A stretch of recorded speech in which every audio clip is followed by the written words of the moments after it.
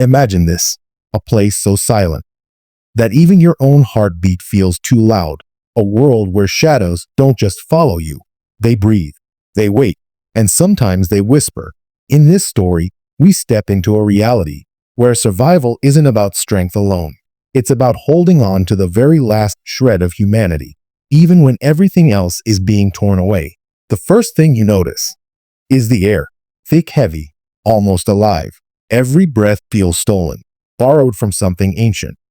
That doesn't want you here. The walls themselves seem to hum, vibrating with a pulse. That isn't mechanical. It's organic, like you're standing inside the lungs of some giant beast. And then comes the silence. Not the comforting kind, but the silence that crushes you. The silence that feels like it's watching you.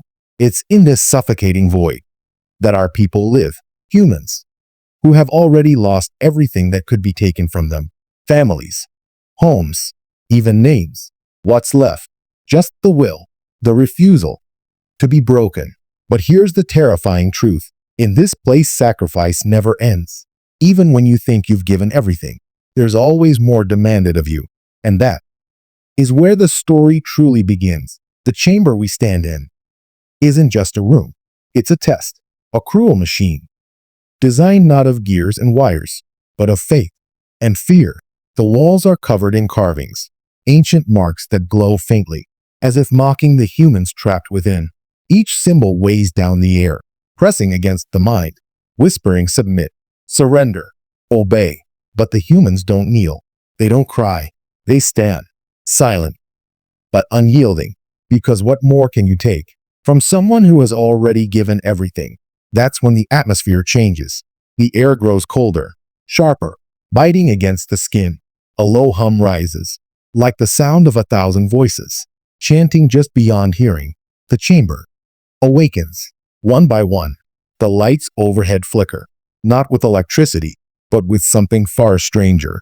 It's as if the room itself is alive, breathing with every flicker, watching with every shadow. And then it begins. The ground trembles. The carvings along the walls ignite in crimson fire. A force fills the chamber, one not meant for human minds to endure. It tears at sanity, clawing at thoughts, twisting memories, turning love into despair, and faith into terror. But the humans endure. Their eyes don't break. Their voices don't scream. They have already walked through hell. And this is just another test. The chamber seems insulted by their defiance. The fire grows hotter. The hum grows louder, until it's no longer a sound, but a scream, echoing inside the skull. The air tastes like metal, thick with the scent of burning iron. And then, silence. The fire dies. The carvings fade, but something has changed. The chamber hasn't won, but it hasn't lost either. It has taken its price, not in screams or surrender, but in something deeper. In that moment, the humans realize survival here isn't about strength. It's about sacrifice without end. And this is only the beginning. The doors of the chamber grind open, but what lies beyond isn't freedom. It's deeper darkness, thicker than before, a void so absolute that even the light spilling from the chamber is swallowed whole. The humans step forward. Their shadows stretch unnaturally long across the floor, bending, twisting as though alive. Every instinct screams to turn back, but there is no back. There is only forward. The path ahead feels endless. The walls are slick with moisture, breathing faintly, like the veins of some colossal organism. Drops of water echo in the silence. But the sound doesn't fall naturally. Each drip is delayed, distorted, as if the very air bends time itself. And then the whispers begin. At first, they're faint, like voices heard underwater. But with every step, they grow clearer. They don't come from behind. They don't come from ahead. They come from within.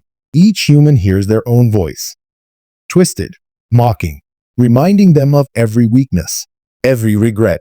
The corridor is not just a passage. It is a mirror of the soul. Some falter, knees buckle, eyes glaze over, but others step forward, gripping the shoulders of their companions, dragging them onward.